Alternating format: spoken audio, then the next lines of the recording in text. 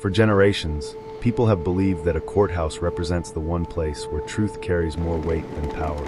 Every morning, thousands of strangers walk through its doors believing that justice, no matter how imperfect, is still possible. Judges deliver decisions that shape lives. Lawyers argue over facts and evidence. Victims search for closure, while defendants hope someone will finally listen. Yet there is another group of people who arrive long before the judges, attorneys, and juries ever take their seats. They work quietly, often unnoticed, making sure the building is clean, the hallways are ready, and every courtroom is prepared before the first hearing begins. Most visitors never learn their names. One of those people was Daniel Harper.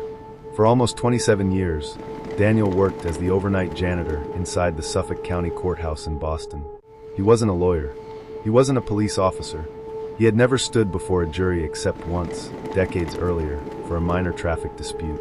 His job was simple.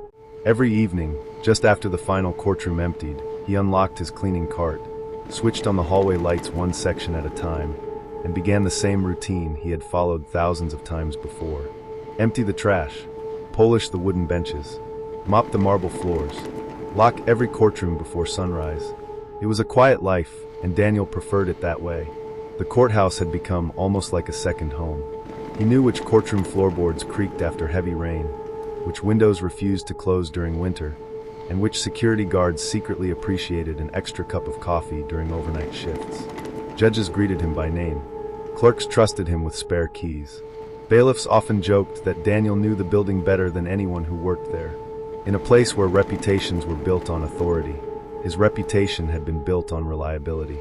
But on a freezing Thursday morning in January, the familiar routine came to an abrupt end. At exactly 5:42 a.m., Daniel pushed his cleaning cart toward Courtroom 7, intending to finish polishing the wooden floor before the first hearing of the day. As he reached for the brass door handle, he noticed something unusual. The courtroom lights were still on. That had never happened before. At first, he assumed a clerk had simply forgotten to switch them off after working late. It wasn't impossible. Court employees occasionally stayed past midnight preparing documents for complex trials. Daniel reached into his pocket, unlocked the door, and stepped inside without giving it another thought. The silence felt different. Every courthouse has its own sounds. Heating systems humming through old pipes, distant elevators opening and closing, security radios crackling somewhere down the hallway. But this room felt unnaturally still, as though even the building itself had stopped breathing. Daniel slowly pushed his cart forward. Then he saw a chair lying on its side, a stack of legal files scattered across the floor, broken glass glittering beneath the overhead lights. His heartbeat quickened. He called out softly. No answer. A few cautious steps later, he walked around the judge's bench, and everything changed. Lying motionless behind the bench was Judge Eleanor Whitmore, one of the most respected judges in Massachusetts. She wasn't moving. For a brief second, Daniel stood frozen, unable to understand what he was seeing. His cleaning supplies slipped from his hands and crashed onto the courtroom floor. The noise echoed through the empty courthouse as panic overwhelmed every rational thought. He rushed forward, hoping she might still be alive, but one glance was enough to tell him the truth. Judge Whitmore was dead. Within minutes, courthouse security declared a full emergency. Police officers flooded the building. Detectives sealed every entrance. No one was allowed to leave. As the morning sun slowly rose above Boston, television helicopters began circling overhead. Reporters gathered outside the courthouse steps, trying to understand how one of the state's most respected judges had died inside one of the most secure government buildings in Massachusetts. At that moment, Daniel Harper believed he was nothing more than the unfortunate man who had discovered the body. He had no idea that before the day was over, the investigation would no longer treat him as a witness. It would treat him as the prime suspect. The first-person detectives questioned was not a suspect. At least, not yet. Daniel Harper sat alone inside a small conference room on the courthouse's second floor, still wearing the same navy blue maintenance uniform he had put on only a few hours earlier. His hands trembled slightly as he wrapped them around a paper cup of coffee that had already gone cold. He hadn't touched it. Every few seconds, his eyes drifted toward the closed door, hoping someone would walk in and explain that what had happened was only a terrible misunderstanding. Instead, the questions began. Mr. Harper, tell us exactly what happened this morning. Daniel took a slow breath before speaking. His voice was calm, but every sentence carried the weight of someone still trying to process the nightmare unfolding around him. He explained that he had arrived for work shortly after 10 o'clock the previous evening, just as he had done for nearly 3 decades.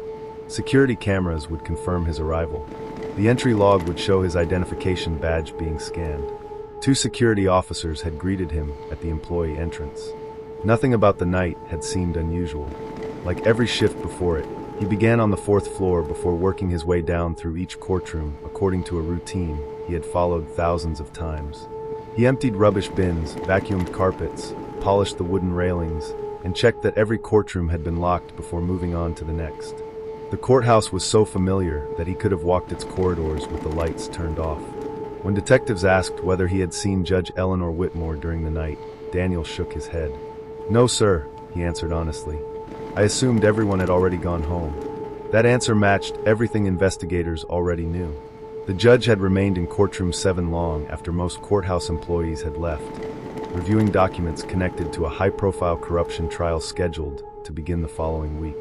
According to security records, she had declined assistance from her clerk shortly before 9:30 p.m., saying she intended to finish reading several case files before returning home. After that, no one could confirm seeing her alive again. Detectives continued asking questions for nearly 2 hours. They wanted to know whether Daniel had ever argued with the judge, whether he owed money, whether anyone had threatened him, whether he had noticed unfamiliar faces inside the courthouse during previous weeks. Daniel answered every question without hesitation. No arguments, no financial problems, no criminal history, no reason to harm anyone. By every measurable standard, he appeared to be exactly who everyone believed he was. A quiet maintenance worker who had dedicated 27 years to a government building where most employees barely noticed his presence. Meanwhile, investigators began interviewing courthouse staff. The responses were remarkably consistent. One senior bailiff smiled sadly before saying, "If you worked here long enough, you trusted Daniel with your wallet more than your own desk drawer." A courtroom clerk described him as the kind of man who always remembered birthdays, quietly replacing burned-out office lights before anyone had time to complain. A retired judge who happened to be visiting the courthouse that morning told detectives something that would later appear in the investigation file. "I've trusted Daniel with the keys to my courtroom for over 20 years. If you're asking whether I think he's capable of murder, then you're asking the wrong question." Those statements painted a picture of a man whose entire identity had been built upon honesty. But criminal investigations are not built on reputation. They are built on evidence, and evidence has a way of changing everything. By early afternoon, forensic teams had completed the first examination of courtroom 7. Crime scene photographers documented every inch of the room. Fingerprint specialists dusted polished wooden surfaces. Blood pattern analysts carefully measured stains surrounding the judge's bench. Every object was photographed before being moved. Every movement inside the courtroom was recorded with painstaking precision. Hours later, one detective quietly approached the lead investigator carrying a sealed evidence envelope. Inside was a single fingerprint comparison report. The detective spoke softly enough that nearby reporters couldn't hear. "We found a clear print behind the judge's bench." The lead investigator nodded. "Whose is it?" The detective looked down at the report before answering. "Daniel Harper." For a brief moment, no one spoke. At first glance, the discovery appeared devastating. The fingerprint had been recovered only a few feet from where Judge Whitmore's body had been found. To investigators under enormous public pressure, it looked like the first real breakthrough. News of the fingerprint spread rapidly through the investigative team. Within hours, the focus of the entire investigation quietly shifted. Daniel Harper was no longer simply the man who had discovered the body. He had become the man detectives believed had left part of himself at the crime scene. What investigators did not yet stop to consider was a much simpler possibility. Daniel Harper cleaned that courtroom almost every night. Finding his fingerprints there might have been the most ordinary discovery imaginable. By the following morning, the investigation had already begun moving in a direction that Daniel Harper could never have imagined. What had started as the tragic death of one of Massachusetts' most respected judges was slowly becoming something else entirely. Inside police headquarters, whiteboards filled with timelines, evidence charts, and surveillance photographs. Detectives worked through the night, convinced that every new piece of information brought them closer to identifying a killer. Yet without realizing it, they were also moving farther away from the truth. The fingerprint found behind Judge Whitmore's bench quickly became the centerpiece of the investigation. On paper, the discovery appeared powerful. The print had been recovered from a polished wooden panel positioned only a few feet from where the judge's body was discovered. Prosecutors later described it as physical evidence placing Daniel Harper at the heart of the crime scene. But there was something missing from that statement. No one explained why Daniel's fingerprint might reasonably have been there. For nearly 27 years, Daniel had cleaned courtroom 7 almost every night. He dusted the judge's bench, polished the railings, wiped fingerprints from the wooden surfaces, and carefully maintained the room after every day's hearings. Touching that bench wasn't unusual. It was part of his job. Yet once investigators began looking at Daniel as a suspect instead of a witness, ordinary facts started to look extraordinary. Confirmation bias quietly took hold. Every familiar detail suddenly seemed suspicious. Detectives reviewed months of security footage. They watched Daniel unlock courtrooms, move cleaning carts through empty corridors, and spend long periods alone inside rooms after judges and lawyers had gone home. Activities that had never attracted attention before were now replayed again and again, each clip examined through the assumption that he might be guilty. The cameras showed nothing criminal. No confrontation, no violence, no sign of Judge Whitmore entering or leaving after Daniel arrived. Still, the absence of evidence was slowly being replaced by the interpretation of behavior. One detective pointed to a recording showing Daniel remaining inside courtroom 7 for nearly 20 minutes. Why would he stay that long? Another investigator quietly answered, maybe he wasn't cleaning. Neither detective checked the maintenance schedule. If they had, they would have discovered that every Thursday evening Daniel applied a protective polish to the courtroom's century-old hardwood floor, a process that required nearly 20 minutes to complete before the room could be locked. The explanation had existed all along. No one looked for it. While detectives focused on surveillance footage, forensic technicians continued processing the crime scene. They recovered shoe impressions from dust near the rear entrance of the courtroom, fibers from a dark blue jacket, several partial fingerprints that belonged to courthouse employees, a small blood stain on the judge's desk. Each item was carefully documented and submitted for laboratory examination. Most of those results never became headline news. One reason was simple. None of them pointed directly toward Daniel Harper. Instead, attention remained fixed on the fingerprint. Television commentators discussed it every evening. Newspapers described it as the breakthrough investigators had been waiting for. Online discussions exploded with speculation. He had access. He knew the building. He knew where the cameras were. Within 48 hours, millions of people had reached a conclusion that no jury had yet been asked to consider.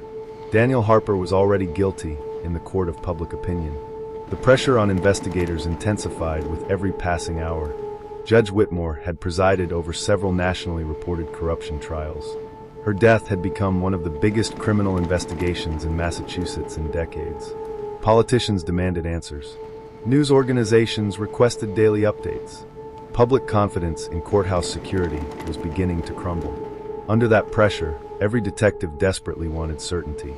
And certainty often feels comforting, even when it arrives too quickly.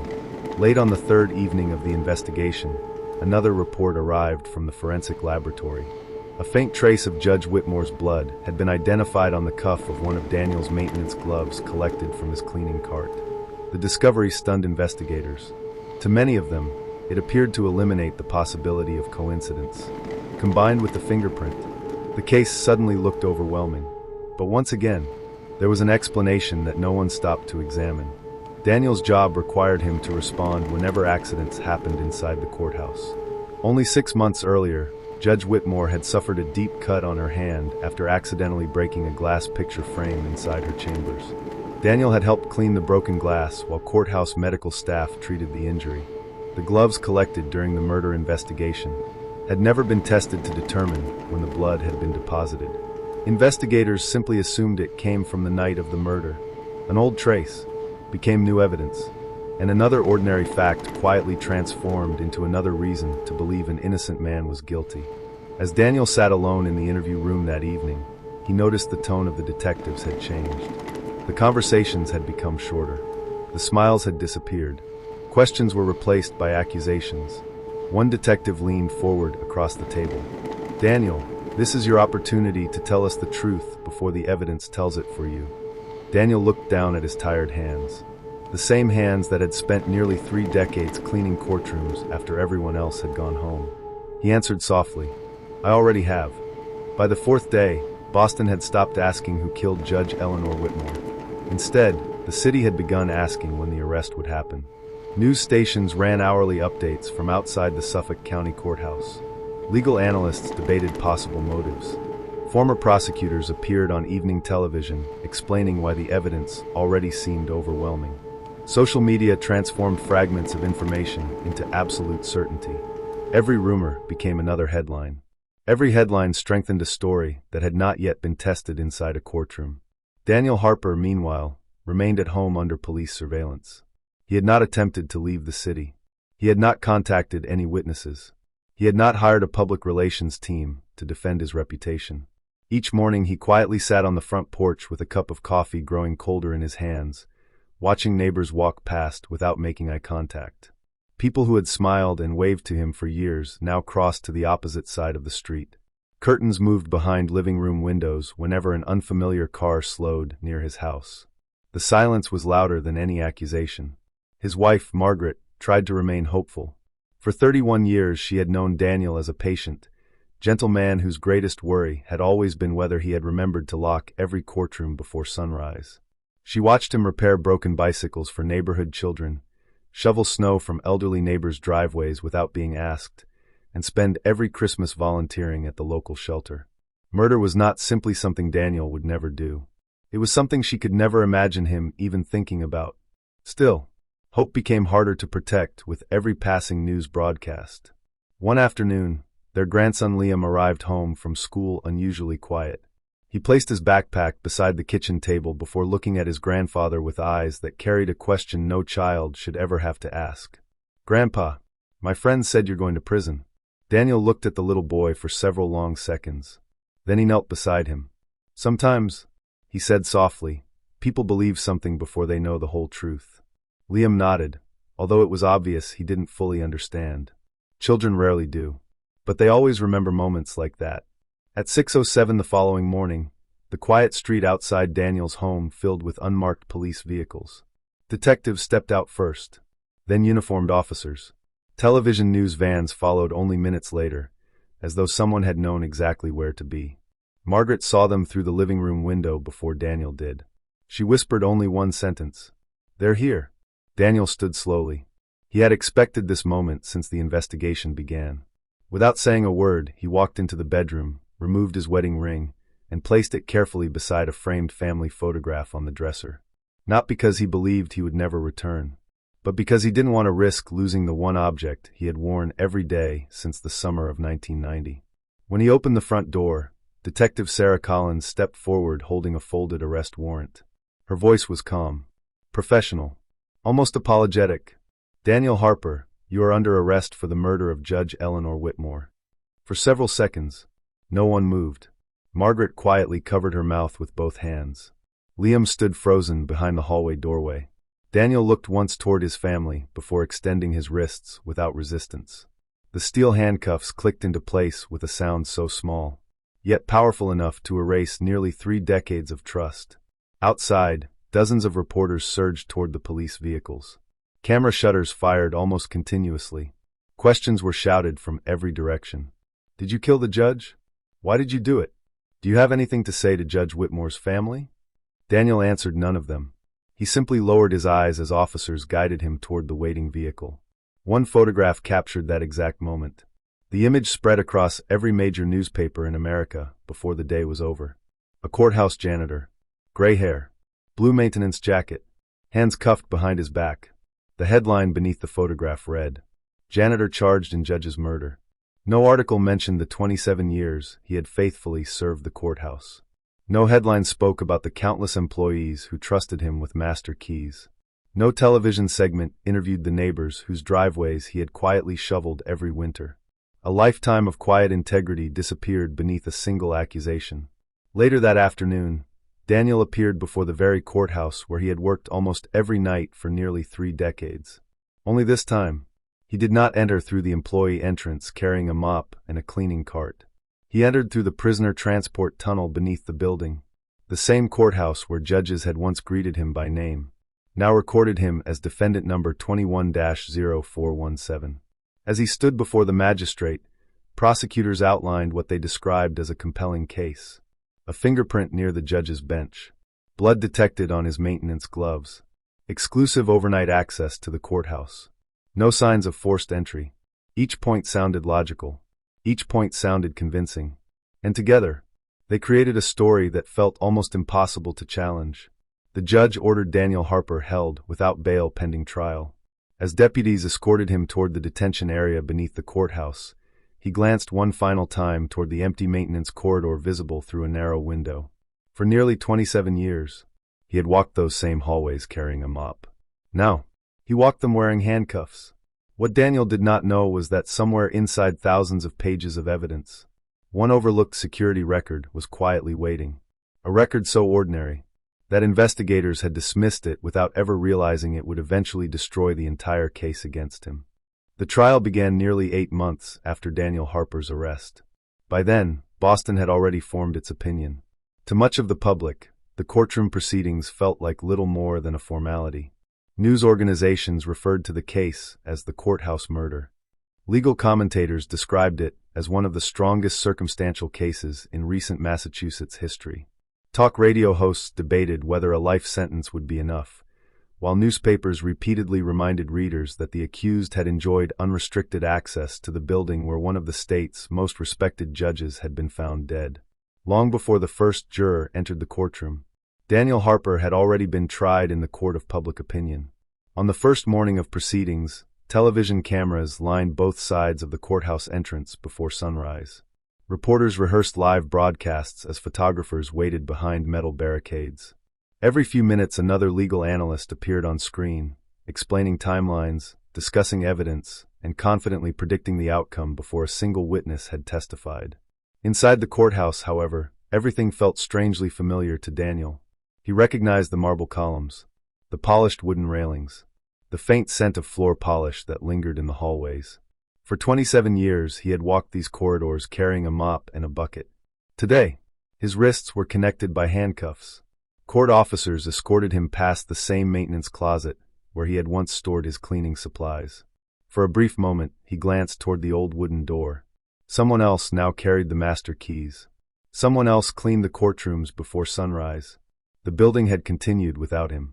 Daniel entered courtroom 4 wearing a navy suit his wife had purchased for their daughter's wedding nearly 12 years earlier. It no longer fit properly. Months inside the county detention center had left him noticeably thinner. His once steady posture had changed. Dark circles rested beneath tired eyes that had spent countless nights staring at concrete ceilings instead of sleeping. Yet when he looked toward the public gallery, he smiled. Margaret sat in the front row holding his wedding ring tightly inside her hand. Beside her sat their daughter, Rebecca. Their grandson, Liam, now 11 years old, quietly held a folded piece of paper he had drawn the previous evening. On it, in large uneven handwriting, were only 5 words. "My grandpa didn't do it." Daniel noticed the drawing. He smiled again. It was the first genuine smile anyone had seen from him in months. When proceedings officially began, the courtroom fell completely silent. Prosecutor Benjamin Walsh slowly approached the jury. His opening statement was calm, controlled, and devastatingly persuasive. He did not accuse Daniel of being an angry man. He did not suggest greed or revenge. Instead, he presented something far more convincing. Opportunity. Ladies and gentlemen, the defendant knew every hallway in this courthouse. He knew which security cameras were active. He knew when the judges worked late. He knew which entrances remained unlocked after hours. And on the one night Judge Eleanor Whitmore never made it home, the only person with unrestricted access to every part of this building was the man sitting before you today. The prosecutor paused. No dramatic gestures, no raised voice, only silence. Sometimes silence persuades more effectively than emotion. He continued by outlining the physical evidence. The fingerprint behind the judge's bench. The blood recovered from Daniel's maintenance gloves. Security footage showing no unauthorized person entering the courthouse after 10 p.m. Finally, he displayed a timeline stretching across a large courtroom monitor. Every event appeared to fit together perfectly. Every minute seemed accounted for. Every arrow pointed toward one conclusion. From the jury box, the story looked complete. When the prosecution finished, Daniel's attorney slowly stood. Michael Reynolds had spent almost 35 years defending clients in criminal courtrooms. Unlike the prosecutor, he carried no dramatic exhibits, no oversized photographs, no digital animations, only a slim leather folder and a notebook filled with handwritten notes. He walked calmly toward the jury. For several moments, he said nothing. Then he spoke softly. There is a dangerous difference between evidence and interpretation. The jurors listened carefully. The prosecution will ask you to believe that because Daniel Harper had access to this courthouse, he must have committed this crime. They will ask you to believe that because his fingerprints were found inside a courtroom, he cleaned almost every night. Those fingerprints somehow became proof of murder. And they will ask you to believe that every unanswered question should automatically be answered against the defendant. He paused before looking directly at the jury.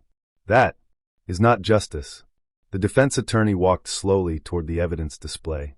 Without raising his voice, he asked a question so simple that several jurors instinctively leaned forward. What if every single fact presented by the prosecution is true, and they still arrested the wrong man? The courtroom remained completely silent. Reporters stopped typing. Even the prosecutor looked up, because for the first time since the investigation began, someone had challenged not the evidence itself, but the story built around it.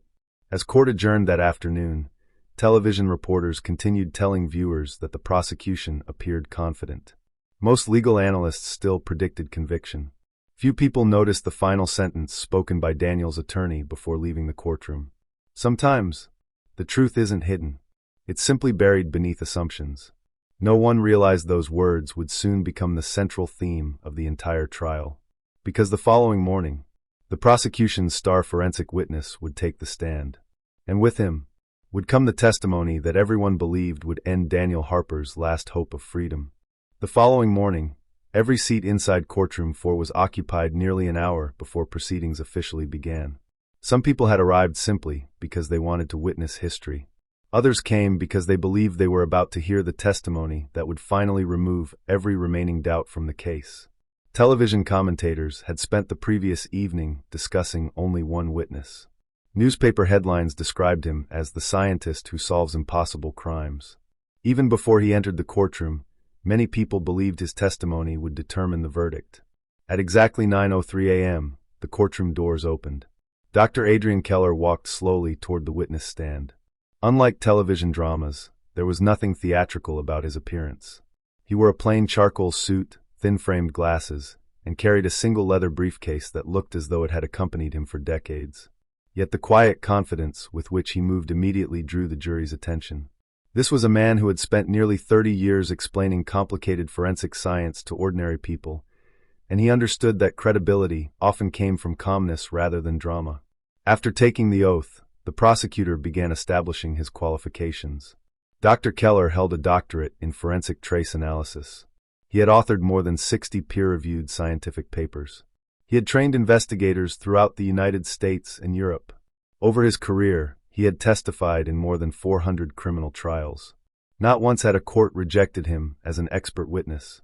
As each qualification was read aloud, jurors wrote careful notes. Some nodded quietly. Others looked toward Daniel Harper before returning their attention to the witness stand. Without realizing it, they had already begun assigning greater weight to every word Dr. Keller was about to speak. The prosecutor smiled politely before asking his first substantive question. Dr. Keller, based on your examination of the physical evidence recovered from courtroom 7, were you able to reach any scientific conclusions? The expert folded his hands. Yes. His answer was calm, measured, confident. For the next hour, he carefully explained how forensic investigators analyze fingerprints, biological traces, microscopic fibers, and patterns of physical contact inside a crime scene. Large digital displays projected photographs onto screens visible from every corner of the courtroom. Jurors watched enlarged fingerprint ridges, laboratory diagrams, and microscopic images of fibers recovered from the judge's chambers. Everything appeared remarkably precise. Science has a unique power inside a courtroom. Unlike eyewitness testimony, it seems objective. Unlike human memory, it appears immune to emotion. Numbers, measurements, laboratory reports. People naturally trust them. That trust would become the foundation of the prosecution's case. Dr. Keller eventually turned his attention toward the fingerprint discovered behind Judge Whitmore's bench. Using a laser pointer, he highlighted individual ridge characteristics visible in the enlarged image. These identifying features are consistent with the right index finger of Daniel Harper. The prosecutor asked the obvious question. In your professional opinion, could this fingerprint have been left during the commission of the crime? Dr. Keller paused. It could have. Those 3 words echoed across the courtroom. Several reporters immediately began typing. One juror underlined something inside a notebook. The prosecutor allowed the silence to linger before continuing. Is there any scientific reason to exclude that possibility? No. Again, the answer sounded devastating. But something important had quietly happened. The expert had not testified that the fingerprint was left during the murder. Only that it could have been. The difference seemed almost invisible. Yet inside criminal trials, one word can separate scientific opinion from speculation. Unfortunately, few people noticed. The prosecution continued. Next came the maintenance gloves recovered from Daniel's cleaning cart. Laboratory photographs appeared on courtroom monitors, showing faint traces of blood identified as belonging to Judge Whitmore. Dr. Keller carefully described DNA analysis, contamination prevention procedures, and laboratory verification methods. His explanation was thorough, professional, technically flawless. Then he delivered the sentence that immediately dominated every evening news broadcast. The blood recovered from Mr. Harper's glove is consistent with Judge Whitmore's DNA profile. The prosecutor looked toward the jury. Doctor, in your experience, is that significant? Yes. Very significant. A quiet murmur passed through the public gallery. Laura Harper lowered her head. Rebecca reached across the bench and gently squeezed her mother's hand. Daniel remained perfectly still. His expression never changed. But inside, he felt the weight of every word. He knew exactly why the judge's blood might have been on those gloves. 6 months earlier, Judge Whitmore had accidentally cut her hand while moving a broken glass picture frame inside her private chambers. Daniel had helped clean the shattered glass after courthouse medical staff treated the injury. He remembered changing gloves afterward. He remembered throwing the damaged pair into a maintenance bin. Or at least, he believed he had. Had he accidentally placed them back onto his cart? Could he have forgotten after such a routine task? The memories felt distant now, blurred by time, blurred by months of interrogation, blurred by the terrifying realization that ordinary moments from everyday life were now being transformed into evidence of murder. As Dr. Keller stepped down from the witness stand that afternoon, courtroom observers believed they had witnessed the strongest testimony of the trial. Television commentators described the forensic evidence as overwhelming. Legal analysts predicted the defense would struggle to recover. Outside the courthouse, reporters spoke confidently about the growing likelihood of a conviction. But sitting quietly beside Daniel Harper, Michael Reynolds never looked worried.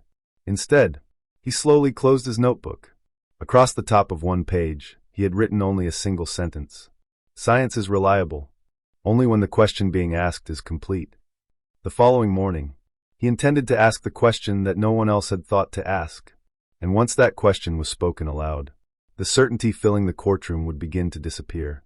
The following morning, the atmosphere inside courtroom 4 felt noticeably different. It wasn't louder. It wasn't more dramatic. If anything, it was quieter than any other day since the trial had begun. Everyone expected the defense to begin attacking the prosecution's scientific evidence. Reporters had arrived early, anticipating an aggressive cross-examination. Television commentators predicted heated exchanges between attorneys. Some legal analysts even suggested the defense might attempt to discredit Dr. Adrian Keller personally. Michael Reynolds had no intention of doing any of those things. He understood something many lawyers never do. Jurors rarely trust an attorney who attacks a respected scientist. But they will always trust a scientist who quietly admits the limits of his own conclusions. That morning, Reynolds planned to let Dr. Keller do exactly that. He approached the witness stand carrying only a thin gray binder. No dramatic exhibits, no enlarged photographs, no theatrical presentation. After thanking Dr. Keller for his decades of public service, Reynolds began asking simple questions that sounded almost academic. Doctor, would you agree that forensic science depends not only on laboratory testing, but also on proper documentation? Absolutely. And every scientific conclusion should be supported by a complete chain of evidence? Yes, including accurate records showing when evidence was collected, where it was found, who handled it, and how it reached the laboratory. Correct. The jurors listened carefully. Everything the expert said sounded reasonable. In fact, he was unknowingly teaching the jury exactly how scientific evidence should be evaluated. Only then did Reynolds gently change direction. He projected a digital copy of the courthouse maintenance schedule onto the courtroom screen. "Doctor, are you familiar with this document?" Dr. Keller adjusted his glasses. "It appears to be the courthouse cleaning schedule." "That's correct. According to these records, how many nights each week did Daniel Harper clean courtroom 7? The expert studied the page. 5. And for how many years? According to the records, approximately 27 years. Reynolds nodded. "Would you agree that someone cleaning the same courtroom 5 nights every week for 27 years would naturally leave fingerprints throughout that room?" There was a brief pause. "Yes. In fact, it would be expected." For the first time during the trial, several jurors looked away from the witness. Instead, they looked toward Daniel Harper. Reynolds walked slowly toward another display screen. This time he projected the evidence log for the maintenance gloves. "Doctor, yesterday you testified that Judge Whitmore's blood was found on Mr. Harper's glove." "Yes. Can your laboratory determine exactly when that blood was deposited?" Dr. Keller answered almost immediately. "No. Can DNA testing identify whether blood arrived 6 hours before an incident, 6 weeks before, or even 6 months before?" "No." The courtroom became noticeably quieter. Reynolds continued. "So scientifically speaking, you cannot tell this jury that the blood appeared on those gloves during the murder?" Another pause. "No, I cannot." The answer echoed through the courtroom. It wasn't dramatic. It wasn't emotional. But its significance was impossible to ignore. The prosecution's strongest forensic evidence had just become less certain. Reynolds wasn't finished. He reached into the gray binder and removed another document. "Doctor, I'd like to discuss the courthouse surveillance system." The prosecutor immediately stood. "Objection, Your Honor. The witness is not a surveillance expert." Reynolds remained calm. "I'm not asking him to interpret video footage. I'm asking whether he relied upon those recordings when forming his scientific opinion." The judge considered the objection. "Overruled." Dr. Keller answered. "Yes. I reviewed the security timeline." Reynolds nodded. "Excellent." He pressed a button.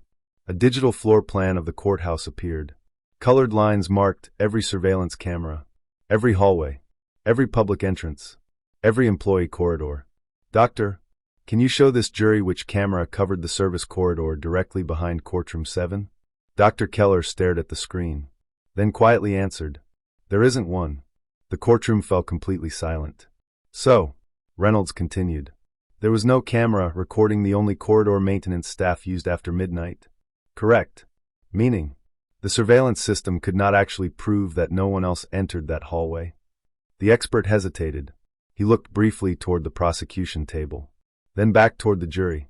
"No, it could not prove that." A reporter sitting near the rear of the courtroom slowly lowered his laptop. Another stopped typing altogether. For the first time since the trial began, the narrative everyone believed had begun to crack. The prosecution had repeatedly argued that security cameras proved Daniel Harper was the only person with access. Now, their own expert had acknowledged that the most important corridor was never covered by surveillance at all. What investigators believed they knew, and what they could actually prove, were no longer the same thing. Reynolds returned to the defense table. He wasn't smiling. He wasn't celebrating.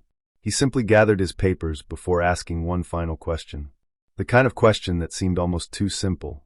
"Dr. Keller, based solely on forensic science, can you tell this jury that Daniel Harper killed Judge Eleanor Whitmore?" The courtroom became so quiet that even the faint hum of the courthouse ventilation system seemed unusually loud. Dr. Keller looked toward the jury, then toward Daniel. Finally, he answered, "No, forensic science cannot identify the killer. It can only explain the evidence." Those 11 words changed everything. For weeks, science had appeared to speak with certainty. Now, science had admitted its limits. And once certainty begins to disappear, reasonable doubt has room to enter.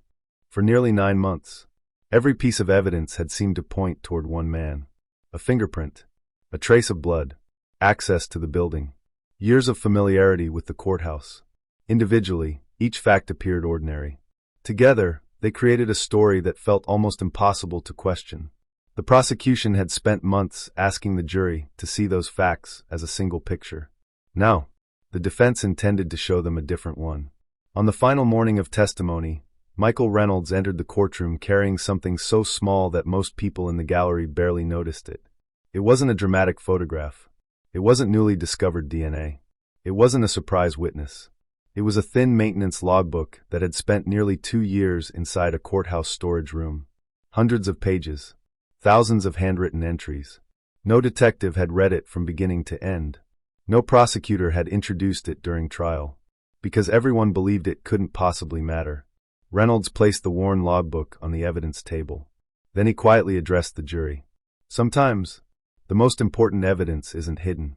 It's simply ignored. He opened the logbook to an entry dated January 11th, 2021. Exactly 4 days before Judge Whitmore was killed. The handwriting belonged to Daniel Harper. It documented a maintenance request involving the security system behind Courtroom 7. A motion sensor had repeatedly failed during overnight cleaning. To prevent false alarms, courthouse maintenance temporarily disabled the automatic locking mechanism for the rear service corridor while replacement parts were being ordered. The repair had been approved, signed, filed, then forgotten. Reynolds turned another page. A work order confirmed that the repair had not yet been completed on the night of the murder.